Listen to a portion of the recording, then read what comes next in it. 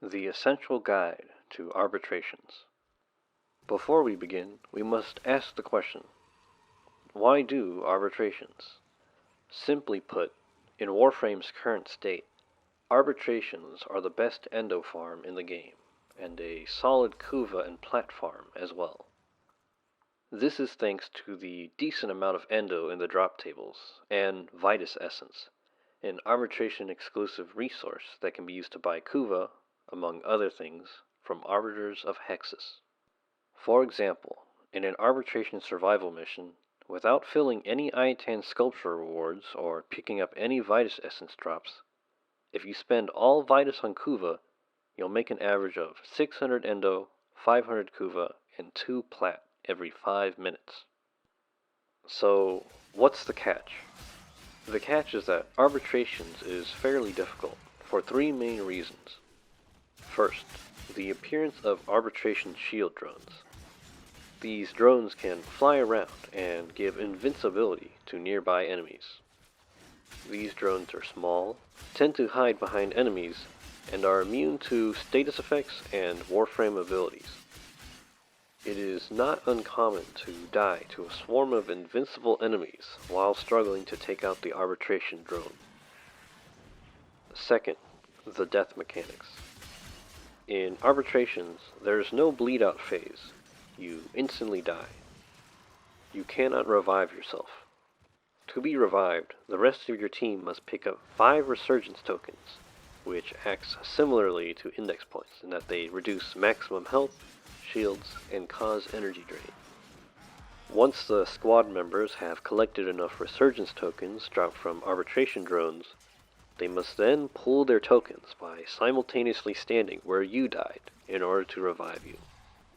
The debuff from the resurgence tokens can cause a snowballing effect that causes more deaths or even a squad wipe. However, you keep all rotation rewards even if the mission is failed. A successful extraction simply allows for any resources picked up during the mission to be kept, including Vitus Essence dropped from drones.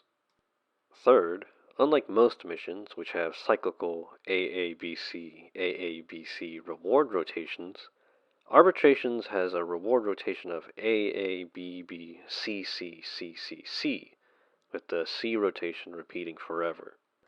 The C rotation gives the most valuable reward, so there is an incentive to remain in the mission for as long as possible, despite the enemy damage and EHP scaling higher and higher. These can seem like daunting factors, but despite all this, I believe all Warframes can last at least 1 hour in arbitrations. It's just a matter of knowing how. I will cover individual Warframes in separate videos, but in this video, I will lay the groundwork for preparing you for arbitrations. The basics. Well, for starters, you need to complete the star chart before you can enter an arbitration mission. Once you do, arbitrations can be entered through the Alert tab. Arbitration missions cycle every hour. That is to say, you can only do 1 each hour. Thus, if you wanted to farm arbitrations non-stop, you could chain together hour-long arbitration missions.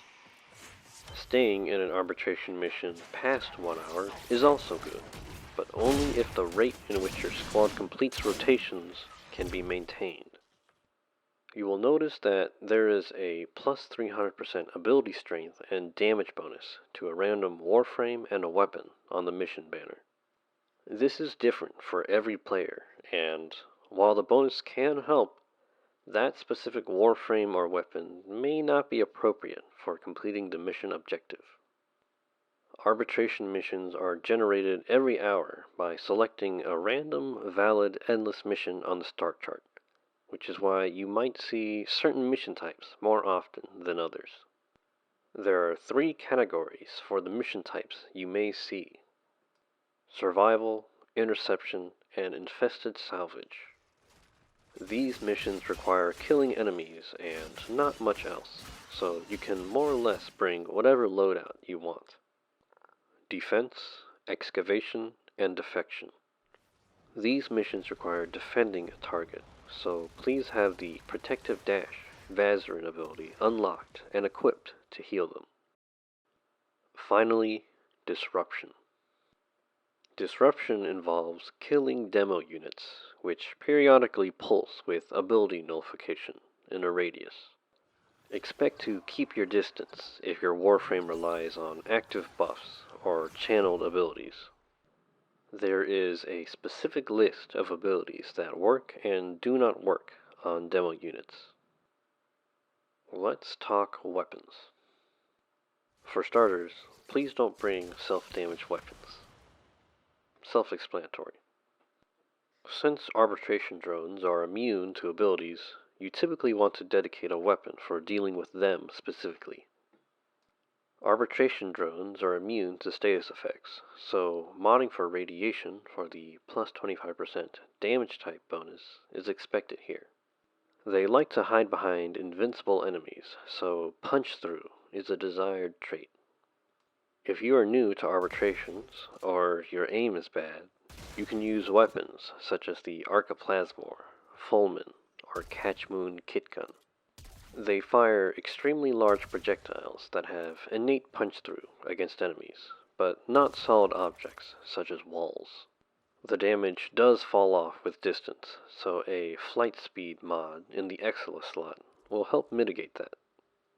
Melee weapons with equipped range mods such as Primed Reach may be able to hit a drone through a group of enemies. However, the melee damage of a swing of your weapon decreases with every hit before it, known as follow-through. The weapon damage reduction per enemy hit depends on the weapon type. For example, if you hit 3 enemies with a single swipe of a heavy blade, the first enemy takes 100% of your weapon damage, the second takes 60%, and the third only takes 36%, and so on. So, if there are a lot of enemies in front of the drone, even if you hit the drone, the damage it takes may be severely reduced. If you want something with a bit more damage, sniper rifles such as Rubico Prime can offer high DPS and some true innate punch-through, allowing you to hit drones behind some thin, solid objects. This does require some strong aim on the user's part. Higher zoom levels increase the critical multiplier, but it can be harder to hit drones on higher zoom due to the higher sensitivity. So if you're still one-shotting drones on a lower zoom, stick to that. It may be especially difficult to aim and hit drones that are too close to you, and if you are in a session with high ping, the drones will appear to teleport in random directions, which can make your experience quite frustrating. The last option is to use Zenith, a daily login reward assault rifle with infinite punch-through. Why run into a corridor full of invincible enemies and eat enemy fire when you can safely destroy the drone from around the corner? This gives Zenith an incredibly high skill ceiling that, in theory, allows you to hit drones from anywhere on the map, at any time, without putting yourself in unnecessary danger. In theory. Of course, you don't have to dedicate a weapon for taking out arbitration drones if you feel they're not a problem. If you're fighting the Corpus or Corrupted, and your Warframe relies on buffs or channeled abilities, you will inevitably want a way to deal with nullifiers. The nullifier bubble is immune to crits and reflects some projectiles, such as penta grenades. There is a minimum and maximum amount of damage you can deal to the bubbles, so high fire rate weapons are advised for quickly taking one out. If using a sniper rifle, you should snipe the projector drone at the top of the bubble, if at all possible. Armor is a big problem at higher levels, raising enemy EHP to absurd levels. You can remove all armor from enemies by having 4 squad members equip Corrosive Projection, or having 3 squad members equip Corrosive Projection and Coaction Drift. Even if you can't achieve the 100% armor reduction aura, every bit of armor reduction helps. If, in a situation where the enemies have armor, the elemental options for tackling this problem are limited. For primaries and secondaries, a status weapon with a high fire rate, modded for corrosive damage, can strip armor quickly from enemies.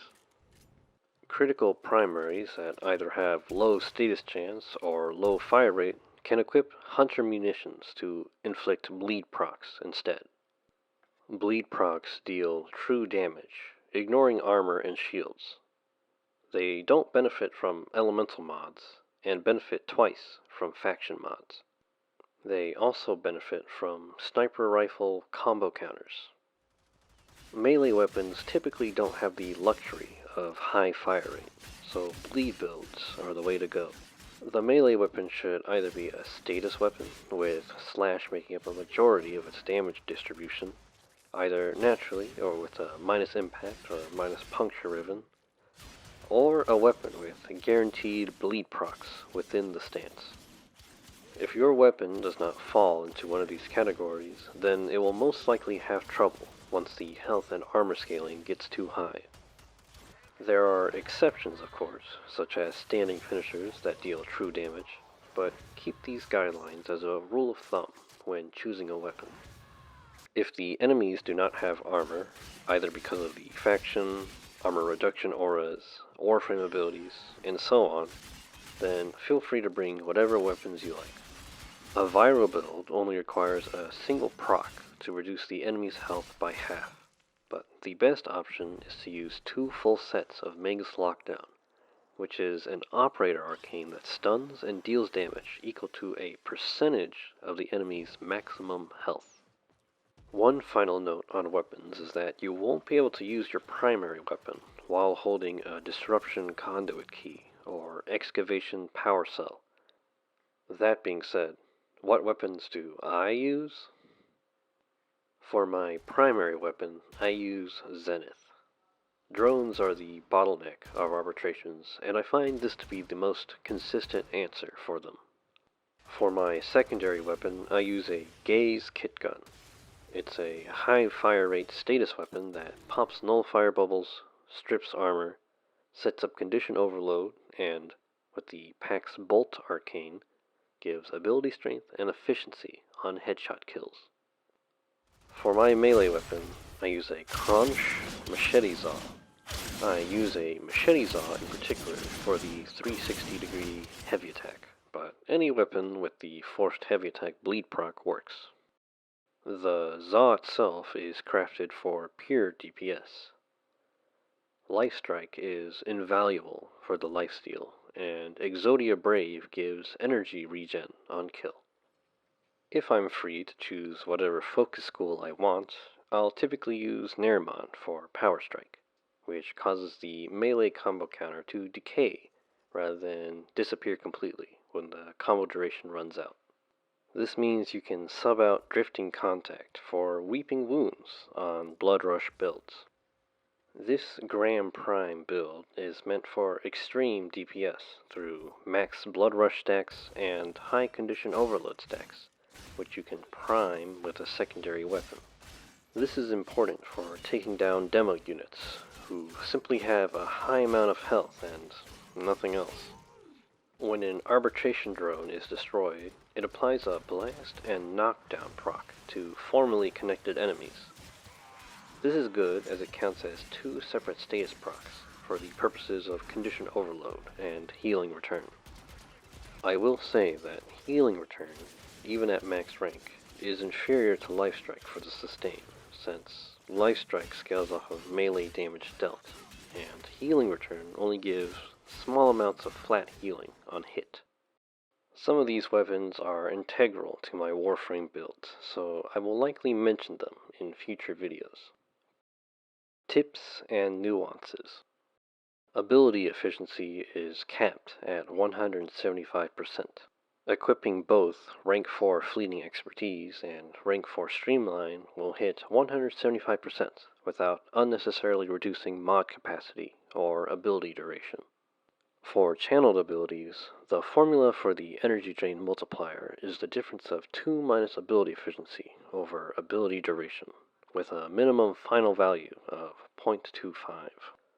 In short, either maxed copies of Fleeting Expertise and Streamline, or rank 4 fleeting expertise, rank 4 streamlined, and rank 9 prime continuity would give you the minimum energy drain for channeled abilities. The companion of choice for Arbitrations is the Smita Kavat, whose charm ability has the chance of doubling your resource pickups, thus increasing your Vitus gain. If you see Vitus Essence on the ground, you can even wait for the buff to proc before picking it up.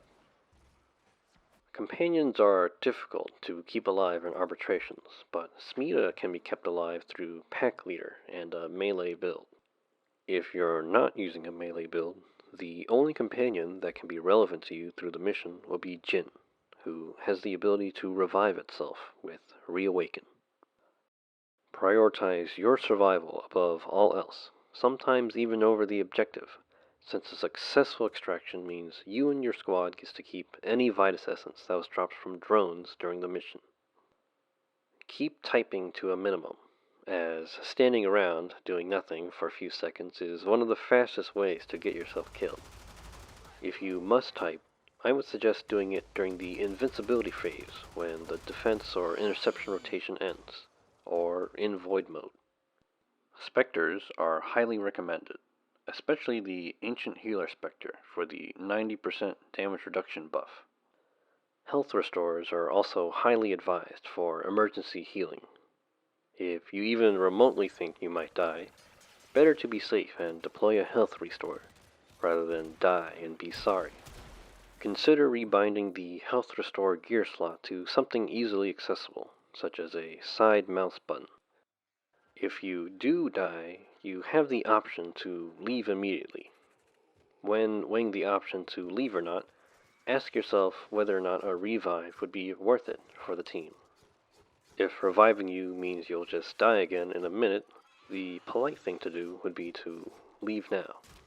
If reviving you would be worth it, or the remaining players are heading towards extraction, then you can probably wait. If you die before the first rotation, you should almost definitely leave, so someone else can join. Then you can review your loadout and try again. You can retry an arbitration mission if you fail before the first rotation has passed. When reviving someone, don't pick up arbitration tokens as they drop. If you do, you'll be stuck with the debuff, waiting around until the remaining tokens drop. Try to pick up all 5 at once, then revive. There is also incentive for less people to pick up all the tokens, so players don't have to wait at the revive tower like sitting ducks until the person with the remaining tokens catches up. Against Infested, consider equipping Handspring or Primed Sure-Footed. Finally, don't bring Cataclysm Limbo. Arbitration drones and the invincible enemies can't enter the rift, so if the enemies are within Cataclysm radius, they can only be hit by operators and players outside the rift, neither of which are optimal. I hope this information has been useful for anyone looking to break into the world of arbitration farming, and I wish you all good luck.